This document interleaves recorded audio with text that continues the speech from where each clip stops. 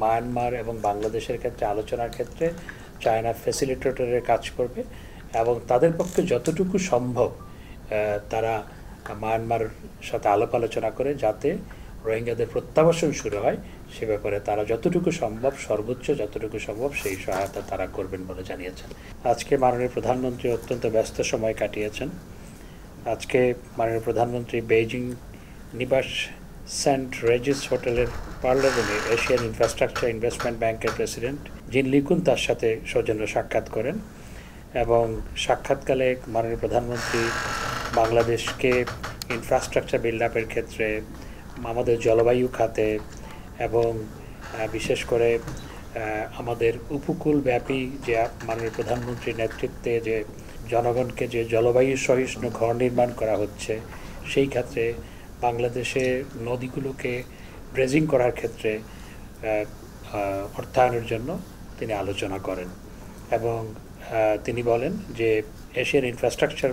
Bank সেটি বাংলাদেশের ক্ষেত্রে অত্যন্ত গুরুত্বপূর্ণ ভূমিকা পালন করছে এবং ভবিষ্যতে আমাদের উন্নয়ন অভিযাত্রায় এবং আমাদের যে স্বপ্নের বাস্তবায়ন 2041 সাল নাগাদ বাংলাদেশকে একটি উন্নত সমৃদ্ধ রাষ্ট্রে রূপান্তরিত করার ক্ষেত্রে এশিয়ান ইনফ্রাস্ট্রাকচার ব্যাংক গুরুত্বপূর্ণ ভূমিকা পালন করতে পারে এবং তিনি এশিয়ান ইনফ্রাস্ট্রাকচার ব্যাংককে অনুরোধ জানান, ব্যাংকের প্রেসিডেন্টকে অনুরোধ জানান যাতে তাদের যে লোনের যে সুদ সেটি বাংলাদেশের জন্য আরও কমানোর জন্য তিনি অনুরোধ জানিয়েছেন। সিভিল সোসাইটি এবং বিভিন্ন এথনিক গ্রুপের সাথে যারা কোঅর্ডিনেট করে, যারা সেই রোলটা প্লে করে, ইটস ভেরি ইম্পর্ট্যান্ট কমিটি। তার president, vice president, general secretary সহ তাদের দলের এই উচ্চ পর্যায়ের প্রতিনিধিদের সাথে মাননীয় প্রধানমন্ত্রী দ্বিপাক্ষিক বৈঠকে মিলিত হন এবং সেই দ্বিপাক্ষিক বৈঠকে বিস্তারিত তিনি আলোচনা করেন। বিশেষ করে বাংলাদেশে যে রোহিঙ্গারা আজকে 6.5 বছরের বেশি সময় ধরে রোহিঙ্গারা আশ্রয় গ্রহণ করেছে এবং মায়ানমার এখনও তাদের যে ফেরত নিয়ে যাচ্ছে না সেই বিষয়টি অত্যন্ত গুরুত্ব সহকারে আলোচনা করেন এবং মায়ানমার যাতে রোহিঙ্গাদের ফেরত নিয়ে যায় সেজন্য চায়নার সহযোগিতা কামনা করেন এবং প্রত্যুত্তরে সিপিপি-সিসির প্রেসিডেন্ট তিনি বলেছেন যে এই ক্ষেত্রে মায়ানমার এবং বাংলাদেশের ক্ষেত্রে আলোচনার ক্ষেত্রে চায়না ফ্যাসিলিটেটরের কাজ করবে এবং তাদের পক্ষে যতটুকু সম্ভব তারা মায়ানমার সাথে আলাপ আলোচনা করে যাতে রোহিঙ্গাদের প্রত্যাবাসন শুরু হয় সে ব্যাপারে তারা যতটুকু সম্ভব সর্বোচ্চ যতটুকু সম্ভব সেই সহায়তা তারা করবেন বলে জানিয়েছেন। একই সাথে মাননীয় প্রধানমন্ত্রী সেখানে তার আলোচনায় বাংলাদেশের সাথে যে চায়নার ট্রেড গ্যাপ, অর্থাৎ চায়না থেকে আমরা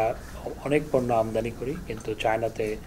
কম্পারেটিভলি অনেক কম পণ্য রপ্তানি হয় বাংলাদেশ থেকে, সেই ট্রেড গ্যাপ যাতে কমানো যায় সেটার উপর গুরুত্ব সহকারে তিনি আলোচনা করেছেন এবং প্রত্যুত্তরে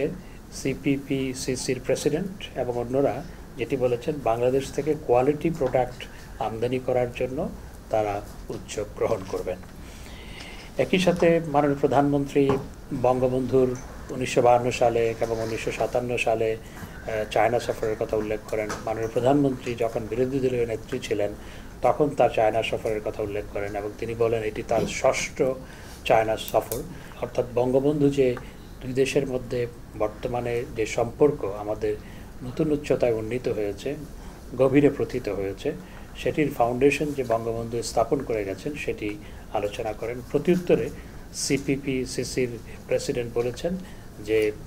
বঙ্গবন্ধু থেকে শুরু করে বঙ্গবন্ধু কন্যা জননেত্রী শেখ হাসিনা যে চায়নার ক্ষেত্রে যে ইন্টারেস্ট সেজন্য তিনি ধন্যবাদ জানান। আপনারা জানেন যে আগামী বছর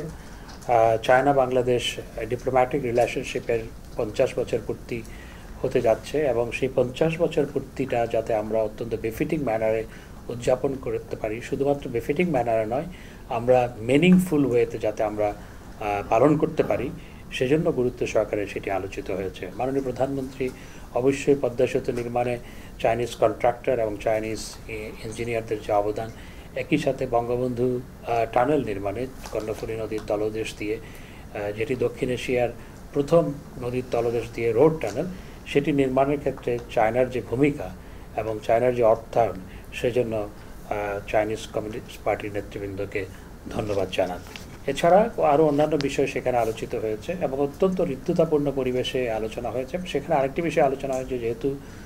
চাইনিজ কমিউনিস্ট পার্টির সাথে আলোচনা, উচ্চ পর্যায়ের প্রতিনিধি দলের সাথে আলোচনা, সেখানে বাংলাদেশ আওয়ামী লীগের সাথে চাইনিজ কমিউনিস্ট পার্টির যে সম্পর্ক সেটি গুরুত্ব সহকারে আলোচিত হয়েছে এবং ভবিষ্যতে একটি উচ্চ পর্যায়ের বাংলাদেশ আওয়ামী লীগের প্রতিনিধি দল চায়না সফর করবেন বলে মাননীয় প্রধানমন্ত্রী তাদেরকে অবহিত করেন এবং তাদেরকেও, চাইনিজ কমিউনিস্ট পার্টির নেতৃবৃন্দকেও বাংলাদেশে তিনি আমন্ত্রণ জানান। তারাও এতে এই আমন্ত্রণ গ্রহণ করেছেন এবং দুই দলের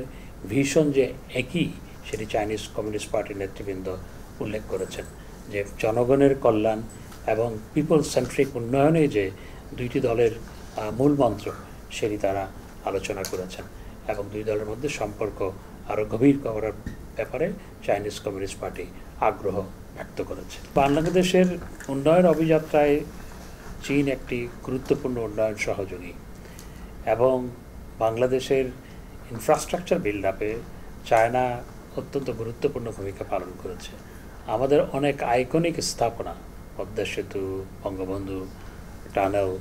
এবং বঙ্গবন্ধু সম্মেলন কেন্দ্র থেকে শুরু করে এবং আরও অনেক ব্রিজ সহ নানা কিছুতে, আমাদের রেল লাইন, সেই ক্ষেত্রে চায়না ইতিমধ্যেই অত্যন্ত গুরুত্বপূর্ণ ভূমিকা পালন করেছে। সুতরাং আমাদের উন্নয়নটাই সেখানে প্রাধান্য পাবে। একই সাথে রোহিঙ্গাদের প্রত্যাবাসন বিষয়টি আলোচনা হবে এবং আমাদের ট্রেড গ্যাপ মেটানো, সেটিও গ্যাপ কমানো, সেটিও সেখানে গুরুত্ব সহকারে আলোচিত হবে।